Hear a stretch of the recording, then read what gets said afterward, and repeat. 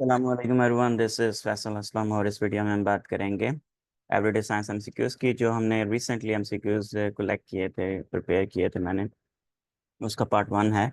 Obviously एक ही video के अंदर तो 450 एमसीक्यूज़ जो हमको कवर नहीं किया जा सकता, तो इसलिए डिफरेंट पार्ट्स में मैं इन वीडियोज़ को जो है वो बनाने की कोशिश करूँगा ताकि आप तक जो है ये सारी वीडियोज़ जो हैं वो पहुँच सकें। तो ये पार्ट 1 है, 4 out of 450 MCQs.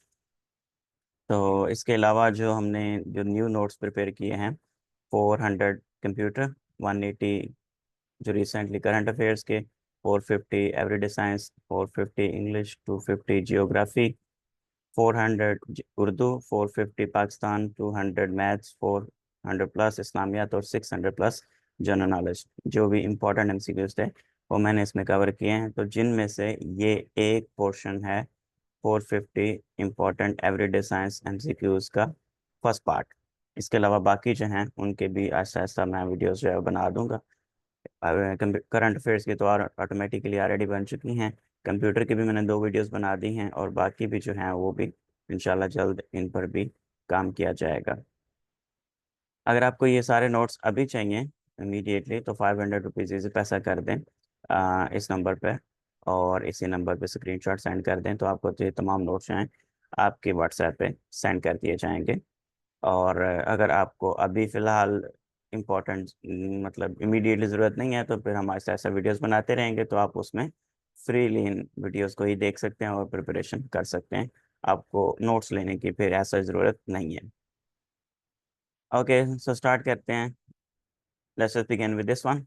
Which of the following has maximum calories. सबसे ज़्यादा कैलोरीज जो होती हैं वो फैट्स में होती हैं, उसके बाद प्रोटीन्स में, और सबसे कम जो है वो कार्बोहाइड्रेट्स में होती हैं। तो फैट के अंदर 9 कैलोरीज पर ग्राम होती हैं। 1 ग्राम फैट का अगर बर्न हो तो 9 कैलोरीज ह्यूमन्स को मिलती हैं। अल्कोहल के अंदर 7 कैलोरीज पर ग्राम होती हैं। प्रोटीन के अंदर 4 कैलोरीज, स्टार्च के अंदर 4 कैलोरीज और शुगर के अंदर भी 4 calories per gram. So protein, starch, sugars, carbohydrates, इन सब में 4 कैलोरीज पर ग्राम मौजूद होती हैं। Which one of the following is renewable source of energy. So water is the renewable source of energy, क्योंकि पानी से जब एनर्जी प्रोडक्शन होती है, पानी से जब बिजली बनाई जाती है तो उसमें पानी का इस्तेमाल नहीं होता। पानी सिर्फ एक तरह से उसके ऊपर पास होता है और उस टरबाइन को मूव करता है। उसके अलावा पानी का यूजेज नहीं होता, पानी इसमें ख़त्म नहीं होता। जब हम कोल को इस्तेमाल करते हैं, क्रूड ऑयल को इस्तेमाल करते हैं, गैस को इस्तेमाल करते हैं, तो ये सारी चीज़ें उसमें यूज़ हो जाती हैं, दोबारा इनको इस्तेमाल नहीं किया जा सकता। जबकि पानी हम सिर्फ उसके ऊपर से पास करते हैं और पानी आगे चला जाता है। उस पानी को बारिश के थ्रू फिर ऊपर हो जाता है, फिर वो पहाड़ों में जाता है, पहाड़ों से फिर बारिश के थ्रू नीचे आता है, और नीचे से फिर हम उसको दोबारा यूज़ कर सकते हैं। फिर वो बुखारात की फॉर्म में ऊपर जाता है बादलों में, बादलों से फिर बारिश के थ्रू नीचे आता है पहाड़ों पे, और पहाड़ों से फिर हम उसको अगेन यूज़ कर सकते हैं। Chronometer use to measure time. आपने एक सीरीज की 2 टाइप्स देखी होगी, जिसमें एक होती है क्रोनोलॉजिकल ऑर्डर में जो बनाया जाता है, यानी कि टाइम स्केल के लिहाज से पहले ये चीज़ हुई, फिर ये चीज़ हुई, फिर ये चीज़ हुई। लाइक पहले मैट्रिक हुआ, फिर इंटर हुआ, फिर बीए, फिर एमए, और पहले आपने फर्स्ट जॉब ये की, फिर सेकंड जॉब ये की, फिर थर्ड जॉब ये की, तो उसको हम कहते हैं क्रोनोलॉजिकल ऑर्डर, जो एक तरतीब से चल रहा होता है। Woke up late, got ready, ride bike to school, saw people outside, तो ये सारी चीज़ें क्रोनोलॉजिकल ऑर्डर में हो रही है। क्रोनो का मतलब टाइम, तो क्रोनोमीटर टाइम से रिलेटेड होता है। Electric current is measured in amperes. अब इसमें ये जो पिक्चर मौजूद है इसमें आप देख सकते हैं the difference between watts and volts. Volts multiplied by amperes is watts. Watt unit जो वर्क होता है उसको कहते हैं। वोल्ट जो होता है वो डिफरेंस होता है। एम्पियर जो होता है वो अमाउंट ऑफ करंट होती है, यानी कि voltage multiplied by current is equal to total power. अब इसमें अगर आप देखें तो वाटर फ्लो को हम एम्पेयर कह सकते हैं। ये पानी का एक पाइप है, इसके अंदर से ये पानी नीचे गिर रहा है, तो वाटर प्रेशर जो होता है उसको वोल्टेज कहेंगे। जितना ज़्यादा पीछे से पानी आ रहा है दैट इज़ वोल्टेज।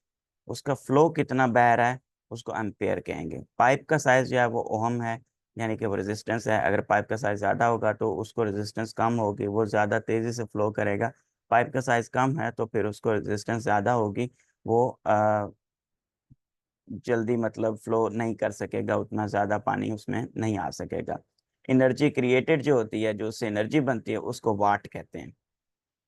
तो ये थोड़ा सा डिफरेंस है वोल्ट के अंदर, एम्पियर्स के अंदर, वाट के अंदर, जो कि यहाँ पे थोड़ा सा क्लियर हो गया आपके लिए। Which is the largest gland in human body is liver. Liver जो है वो लार्जेस्ट ग्लैंड है। इसमें जो चीज़ें लिखी हैं ये एज सच इम्पोर्टेंट नहीं है आपके लिए जानना। The cause of malaria was discovered by Ronald Ross, 20th of August 1897.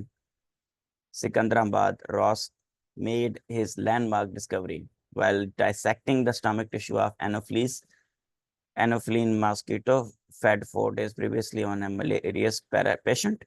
He found the malaria parasite and went on to prove the role of Anopheles mosquitoes in the transmission of malaria parasite in humans. So दो चीज़ें इसमें important हैं। एक तो कि इसने cause of malaria किसने discover किया, रोनाल्ड रॉस ने। और सेकंड चीज़, मलेरिया किससे होती है, एनोफ्लिस मॉस्किटो से। ये दो ही चीज़ें हैं जो पीपीएससी में मोस्ट प्रोबेबली पूछी जाती हैं। The lens in the human eye is convex lens, convex या बाई कन्वेक्स, दोनों आंसर्स जो हैं इसमें ठीक हो सकते हैं। Blood cells are produce by bone marrow, हमारी हड्डियों का जो गोदा होता है उनके अंदर ब्लड सेल्स प्रोड्यूस होते हैं। अब ब्लड सेल्स के अंदर कौन कौन से होते हैं, प्लेटलेट्स भी ब्लड सेल्स में काउंट होते हैं, रेड ब्लड सेल्स जिनको एरिथ्रोसाइट्स भी कहा जाता है। मोस्ट इंपॉर्टेंट क्वेश्चन है कि रेड ब्लड सेल्स का और नाम क्या है, एरिथ्रोसाइट्स। वाइट ब्लड सेल्स जो होते हैं इनकी मुख्तलिफ टाइप्स होती हैं, 6 टाइप्स हैं, बेसोफिल्स, न्यूट्रोफिल्स, इसिनोफिल, मोनोसाइट्स और लिम्फोसाइट्स, सॉरी 5 टाइप्स हैं। सो 3 ये जो हैं ये ग्रेनुलोसाइट्स हैं और जो 2 हैं ये ए ग्रेनुलोसाइट्स हैं, जबकि प्लेटलेट्स को थ्रोम्बोसाइट्स भी कहा जाता है। वाइट ब्लड सेल्स जो हैं वो जर्म्स के खिलाफ लड़ते हैं, रेड ब्लड सेल्स जो हैं वो ऑक्सीजन सप्लाई करते हैं और प्लेटलेट्स जो हैं वो खून को क्लॉट करने में हेल्प करते हैं। Myopia can be corrected by using concave lens. अच्छा, इसमें ये जो नॉर्मल आई है as it is exactly lens जो फोकस करता है और इस जगह पे आकर फोकस हो जाता है, ठीक है, exactly right focuses on the retina. Near sighted का मतलब होता है कि उसको करीब की चीज़ें सही दिखाई देती हैं। फार साइटेड का मतलब होता है कि उसको दूर की चीज़ें सही दिखाई देती हैं। नॉर्मली हम एक कॉमन सर्कमस्टांसेस में हम ये कहेंगे नियर साइटेड का मतलब होता है कि उसको करीब की चीज़ें नहीं दिखाई देती। फार साइटेड का मतलब होता है कि उसको दूर की, क्योंकि बीमारी में वो चीज़ बयान की जाती है जो कि ख़राब होती है। लेकिन इस मामले में ये होता है कि नियर साइटेड का मतलब उसको करीब की चीज़ें सही दिखाई देती हैं, फार साइटेड का मतलब उसको दूर की चीज़ें सही दिखाई देती हैं। Light focuses in front of retina, मतलब कि लेंस इस तरह से ख़राब हो जाता है, वो यहाँ पे फोकस करने के बजाय इस जगह पे ही फोकस कर देता है, थोड़ा सा पहले ही फोकस कर देता है। तो करीब की चीज़ें तो सही दिखाई देती हैं, लेकिन दूर जो जब देखना हो तो वो बंदा उसको ब्लर दिखाई देता है। फार साइटेडनेस में ये होता है कि ये लेंस जो होता है, यहाँ पे जो ह्यूमन लेंस होता है, जो ऊपर हमने बात की कन्वेक्स लेंस होता है, उसका थोड़ा सा फोकस इस तरह से ख़राब होता है कि वो यहाँ पे इस जगह पे फोकस नहीं कर पाता, बल्कि थोड़ा सा पीछे जाके यहाँ पे फोकस करता है। तो दूर की चीज़ें दिखाई देती हैं पर करीब की दिखाई नहीं देती सही तरह से। अब इसमें हम करते ये हैं कि मायोपिया जो होता है इसको हम कहते हैं नियर साइटेड, और जो हाइपरोपिया होता है उसको हम कहते हैं फार साइटेडनेस। अब इसमें करेक्शन इस तरह से होती है कि अगर हम इस जगह को काट दें, यहाँ पे जो एक्स्ट्रा आगे चला गया उसको काट दें, तो यहाँ पे एक एक्स बनेगा। एक्स का मतलब ये है कि ये यहाँ से हम इसको कन्वेक्स के थ्रू ठीक करेंगे, यानी कि कन्वेक्स के अंदर भी एक्स आता है, और फार साइटेड या हाइपर ओपिया को हम यहाँ पे एक्स काट के इसको सही करेंगे, यानी कि आप यहाँ पे एक्स लगाएंगे तो अगला जो एक्स्ट्रा हिस्सा है वो कट जाएगा, फोकस यहाँ पे आ जाएगा। एक्स किस में होता है, एक्स होता है कन्वेक्स में। तो अगर आप कन्वेक्स लेंस यूज करेंगे फार साइटेडनेस में या हाइपरोपिया में तो वो ठीक हो जाएगा। अब उसका उल्ट क्या होगा, जो आगे की तरफ फोकस करवाना है वो फिर कनकेव होगा। आपने सिर्फ याद ये रखना है जो फार साइटेडनेस है, जो हाइपरोपिया है, उसमें एक्स हम एक्स्ट्रा हिस्सा जो है उसको काटते हैं एक्स लगा के, तो एक्स चूंकि लगाते हैं तो फिर वो कन्वेक्स से ठीक होता है। तो इस तरीके से आप एक ट्रिक से याद रख सकते हैं, कन्वेक्स होता है फार साइटेडनेस या हाइपरोपिया के लिए, और मायोपिया के लिए या नियर साइटेडनेस के लिए concave. Hope so this will clear up. Which one of the following is a man-made substance? Plastic, leather, timber या natural gas? Plastic is the man-made object. Picture में जो दिखाया गया है ये इंटरनेशनल स्पेस स्टेशन है, जो आज तक दुनिया की सबसे महंगी बनाई जाने वाली चीज़ है, इंसान ने जो बनाई है. What is the boiling point of water at 1 atm 100 degree centigrade? 1 atm पे यानी कि एटमॉस्फेरिक टेम्परेचर पे पानी 100 डिग्री सेंटीग्रेड पे बॉयल होगा. What temperature does water boil at? Okay, mount Everest पे पानी जो है वो बॉयल होगा 69.94 डिग्री सेंटीग्रेड पे. एवरेस्ट है 8,848 मीटर बुलंद है. किलिमंजारो पे 80 डिग्री पे बॉयल होगा. ला पास पे 87. लंदन में 99.96. समंदर की सतह के ऊपर मतलब जीरो एलिवेशन लेवल. और 1 atm पे 100 डिग्री सेंटीग्रेड. बाकू में 100.1 और द डेड सी में 101.4. अच्छा, पानी बॉयल तब होता है जब हम नीचे से इतना ज़्यादा उसको टेम्परेचर देते हैं कि वो उसके जो पानी के मालिक्यूल्स हैं वो बखरात के फॉर्म में ऊपर उड़ने लगते हैं. अब ऊपर से दबाया होता है हवा ने इसको, इसलिए हमें 100 डिग्री सेंटीग्रेड देना पड़ता है. जब हम माउंट एवरेस्ट पे पहुंचते हैं तो माउंट एवरेस्ट पे पहुंच के पानी जो हवा का पानी के ऊपर दबाव होता है वो उतना नहीं रहता, दबाव कम हो जाता है. उसकी एक आम एग्जांपल आपके सामने ये होगी कि जब आप पहाड़ों पे जाते हैं तो आपके लिए सांस लेना थोड़ा मुश्किल हो जाता है, क्योंकि ऑक्सीजन की मिकदार कम हो जाती है, हवा का दबाव कम हो जाता है, हवा की मिकदार कम हो जाती है. जब हवा का वो दबाव पानी के ऊपर कम होता है तो हम थोड़ा सा टेम्परेचर देते हैं और वो बॉयल होने लग जाता है, यानी 69.94. जितना ज़्यादा दबाव उसके ऊपर कम होगा उतना ही कम टेम्परेचर देने से वो फौरी तौर पर बॉयल होने लगेगा. जितना ज़्यादा आप उसको दबा के रखेंगे उतना ज़्यादा उसको टेम्परेचर हमें ज़्यादा देना पड़ेगा और तब जाके बॉयल होगा. इसकी एक आम एग्जांपल जो है वो प्रेशर कुकर के फॉर्म में आपके सामने है, जिसको हमने ऊपर से दबाया होता है, बंद किया होता है, रबड़ लगा के बंद किया होता है. उसको आप जितना मर्जी गर्म करते रहें वो बॉयल नहीं होगा. ठीक है, उसके अंदर बॉयल वो तभी होता है जब एक एक्सट्रीम लेवल के टेम्परेचर उसके अंदर बन जाता है. तो वो जो खाना होता है वो बगैर बॉयल हुए गर्म होके सही तरह से पक जाता है. अगर वो बॉयल होने लग जाए तो फिर वो ओबियसली ख़राब हो जाएगा. तो इसलिए बॉयल हुए बगैर वो खाना इतना जो है वो एक्स्ट्रा टेम्परेचर हम उसको प्रोवाइड कर देते हैं. वो टेम्परेचर भी उसको ज़्यादा मिलता रहता है लेकिन वो बॉयल भी नहीं होता. तो प्रेशर कुकर का टेम्परेचर जो होता है वो ज़्यादा होके हमारा खाना जो है वो अच्छा पक जाता है. तो सेम यही चीज़ है. माउंट एवरेस्ट के ऊपर प्रेशर ऊपर कम हो जाता है, बिल्कुल ख़त्म हो जाता है. तो 69.94. अगर माउंट एवरेस्ट से भी ऊपर चले जाएं तो हो सकता है 50 डिग्री सेंटीग्रेड पे पानी पानी जो है वो बॉयल होना शुरू हो जाए. Photosynthesis plant takes place faster in white light. अच्छा, वाइट लाइट के अंदर जो सारे रंग मौजूद होते हैं तो इसलिए उसमें फोटोसिंथेसिस ज़्यादा तेज़ होगी. बुनियादी तौर पर इश्यू जो होता है वो ये होता है कि रेड में वैसे इसकी जो रेट होता है वो ज़्यादा फास्टर होता है. रेड लाइट में फोटोसिंथेसिस ज़्यादा तेज़ होती है. लेकिन अगर हम ओवरऑल पूरी वाइट लाइट की बात करें तो उसमें रेड भी शामिल है, उसमें बाकी भी शामिल हैं. तो इसलिए वाइट लाइट में रेड भी शामिल है, येलो भी शामिल है, ग्रीन भी शामिल है, या बाकी सारे भी शामिल हैं. तो जब वाइट लाइट के अंदर रेड भी मौजूद है, बाकी भी मौजूद हैं, तो फिर सारी मिल के वाइट लाइट की जो फोटोसिंथेसिस का रेट है वो ज़्यादा हो जाएगा. अगर अकेली एक एक सिंगल सिंगल की बात की जाए, येलो के साथ रेड को रखा जाए, ग्रीन को रखा जाए, ब्लू को रखा जाए, तो फिर रेड लाइट में ज़्यादा फोटोसिंथेसिस का रेट होगा.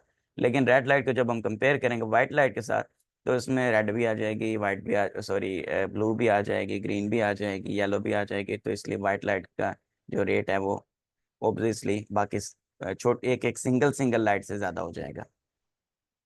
A condition in which a person is excessively and unduly worried about having a serious illness is hypochondria. A person who always thinks himself to be ill is valetudinarian या hypochondriac.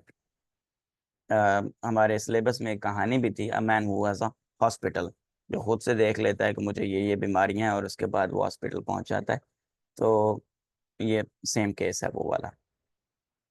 Which of the following is the basic building block of human body? Cells are the basic building blocks of human body. The stones found in human kidneys consist mostly of calcium oxalate. Calcium oxalate से होते हैं, ये सबसे ज़्यादा पाए जाते हैं आपके टमाटर के अंदर। तो मोस्टली जिनको गुर्दे की पत्थरी का मसला होता है उनको कहा जाता है कि आप जो है वो टमाटर ना खाएं। कैल्शियम स्टोन्स इस तरह की होती हैं, खैर दवा करें को जिस तरह की भी होती हैं। Kidney stones also known as nephrolithiasis are formed mainly by calcium oxalates. All forms of energy that we use are ultimately transformed into heat energy. कोई भी काम आप कर रहे हैं, basically electrical energy, chemical energy, light energy है, ultimately उसने heat produce करनी है जिससे हमें कुछ फायदा होना है। Potential energy stored in molecules can be converted into chemical energy which can be ultimately converted into kinetic energy, enabling an organism to move. Eventually most of the energy used by organism is transformed into heat and dissipated. What is the number of beats per human by human heart? 72 beats per minute human heart जो है वो beat करता है। What is meant by myopia? Short sightedness. ऊपर मैं बता चुका हूँ इसी वीडियो में, थोड़ा सा ऊपर। हाइपरोपिया होता है जिसमें के दूर की चीज़ें सही दिखाई देती हैं, करीब की दिखाई नहीं देती। मायोपिया जिसमें करीब की चीज़ें सही दिखाई देती हैं, दूर की चीज़ें दिखाई नहीं देती, उसको शॉर्ट साइटेडनेस भी कहते हैं, मायोपिया भी कहते हैं। और टिपिकल विजन जो होता है वो यहाँ पर होता है, एग्जैक्टली इस जगह पर। मायोपिया करीब की चीज़ें दिखाई देना, हाइपरोपिया दूर की चीज़ें दिखाई देना, और करीब की ना दिखाई देना। तो ये ऊपर मैं क्लियरली एक्सप्लेन कर चुका हूँ। Lunar eclipse takes place when the shadow of the earth falls on the moon.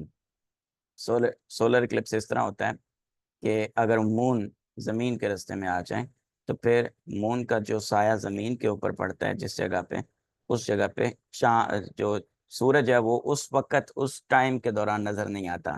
तो हमें ऐसे लगता है सूरज के ऊपर ग्रहण आ गया है। बेसिकली वो चांद होता है रास्ते में जो हमें नजर आ रहा होता है, और सूरज जो है वो उस वक्त उस पीरियड के दौरान हमें नजर नहीं आता, दिन के वक्त में नजर नहीं आता। तो इसलिए हमें ऐसे लगता है चांद सूरज को ग्रहण लग गया। चांद को ग्रहण इस तरह लगता है कि अगर जमीन आ जाए, जमीन सारी की सारी चांद को छुपा लेती है, तो चांद को जिस टाइम पे नजर आना चाहिए उस टाइम पे वो नजर नहीं आता, सिर्फ जमीन के साए की वजह से, जिसको कहते हैं कि चांद को ग्रहण लग गया, चांद पूरा नजर नहीं आ रहा। कई दफा चांद आधा नजर आता है, कई दफा चांद पूरा सॉरी कई दफा चांद आधा नजर नहीं आता, कई दफा चांद पूरे का पूरा नजर नहीं आता। तो that is lunar eclipse. Sound can not travel through vacuum. Sound को एक मीडियम चाहिए होता है मूव करने के लिए, तो इसलिए साउंड जो है वो वैक्यूम के थ्रू मूव नहीं करती। Which of the following protects our body against diseases? White blood cells, ऊपर बता भी चुका हूँ। उसके अलावा कुछ एक और इम्पॉर्टेंट क्वेश्चन जो पूछा जाता है वो ये है, life span of human cells. Human cells कितने देर तक जिंदा रहते हैं? लाइनिंग ऑफ इसोफेगस 2 से 3 दिन तक रहती है, स्मॉल इंटेस्टाइन 1 से 2 दिन तक। ये लाइनिंग है, मतलब अंदर की तरफ जो एक लेयर सी बनी होती है ताकि वो खुद खराब ना हो जाए। Red blood cells less than 120 days. White blood sales 10 hours two decades. कुछ वाइट ब्लड सेल्स ऐसे होते हैं जो 10 घंटे में ख़त्म हो जाते हैं, कुछ वाइट ब्लड सेल्स ऐसे होते हैं जो लाइफ टाइम मौजूद रहते हैं। स्मूथ मसल्स जो होते हैं लॉन्ग लिव्ड होते हैं, जैसे हमारे दिल के मसल्स हैं, जैसे हमारे स्टमक के मसल्स हैं, जैसे हमारे इंटेस्टाइन के मसल्स हैं। स्केलेटल मसल्स जो हमारे जो बॉडी होती है, हमारे बाइसेप्स हैं, ट्राइसेप्स हैं। न्यूरॉन्स जो होते हैं दिमाग के सेल्स, वो भी लॉन्ग लिव्ड होते हैं, वो लाइफ टाइम ही चलते हैं मोस्टली। आगे वाइट ब्लड सेल्स की दो टाइप्स होती हैं, ग्रेनुलोसाइट्स और ए ग्रेनुलोसाइट्स। ग्रेनुलोसाइट्स में न्यूट्रोफिल्स, एसिनोफिल्स एंड बेसोफिल्स होते हैं, जबकि ए ग्रेनुलोसाइट्स में मोनोसाइट्स एंड लिम्फोसाइट्स आती हैं, T cells and B cells. Okay, ये पार्ट 2 है जो कि हम नेक्स्ट वीडियो में इंशाल्लाह कवर करेंगे। तो यहाँ तक पार्ट 1 कवर हो गया हमारा एवरीडे साइंस एमसीक्यूज का। इंशाल्लाह नेक्स्ट वीडियो में हम सेकंड पार्ट को देखेंगे। Thanks so much, bye, take care.